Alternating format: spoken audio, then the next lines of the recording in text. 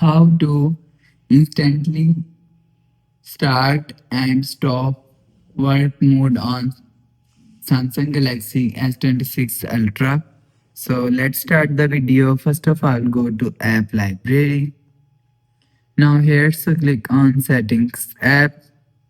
Now in settings, scroll down and click on mode and routines.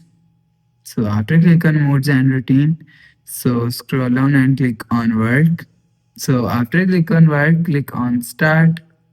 So you will select place and time period. So you will select place from here. So you will select time period. So click on.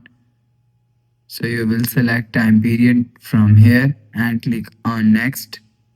So if you want to select do not disturb, so click on do not disturb.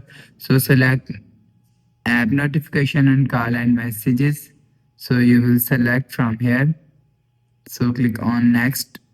So after click on next, so you will select sound mode and volume. So you will select from here and power saving and click on done.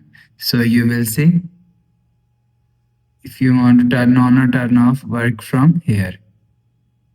So after the process, go back to home screen, refresh home. So that's how you can instantly start or stop work mode on Samsung Galaxy S26 Ultra.